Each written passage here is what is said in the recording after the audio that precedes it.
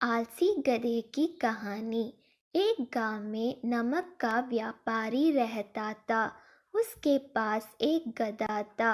व्यापारी रोज अपने गोदाम से दुकान तक नमक ले जाने के लिए गधे का इस्तेमाल किया करता था।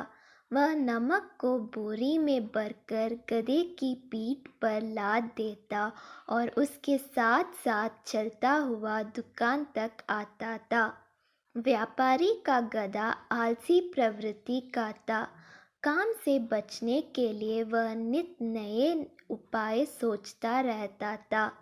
गोदाम से दुकान तक के रास्ते में एक नदी पड़ती थी, जिस पर एक छोटा पुल बना हुआ है। एक दिन नदी पर बने पुल पर चलते समय अचानक गधे का पैर फिसला और वह नदी में जा गिरा। नदी के पानी से नमक की बोरी भीग गई।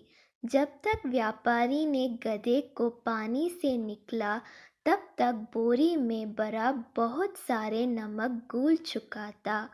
गधा जब चलने लगा तो उसे बोरी का भार बहुत कम महसूस हुआ और वह खुश हो गया।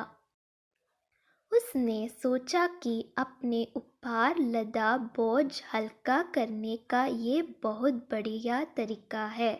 अगले दिन वह जानबूझकर नदी में गिर पड़ा। नमक पानी में घुल जाने से बोरी का वजन फिर कम हो गया। उसके बाद से वह हर रोज ऐसा ही करने लगा। रोज रोज गधे की ये हरकत देखकर व्यापारी उसकी चालाकी समझ गया। उसने गधे को सबक सिखाने का फैसला कर लिया और अगले दिन बोरी में नमक के स्थान पर रूही भरकर गधे की पीठ पर लाद दिया। रूही हल्की थी। इसके बाद भी आलसी गधे ने सोचा कि क्यों ना रोज की तरह नदी के पानी में गिरकर इस वजन को हार कम कर लिया जाए। इसलिए वह जानबूझकर नदी में गिर पड़ा। लेकिन इस बार बोरी में नमक नहीं बल्कि रूही थी। पानी में भीग कर रूही का वजन कई गुना बढ़ गया। गधा जब उठकर चलने को हुआ तो इतनी भारी बोझ से उसका बुरा हाल हो गया। उस दिन के बाद से उसने कभी आलस न करने का निर्णय किया।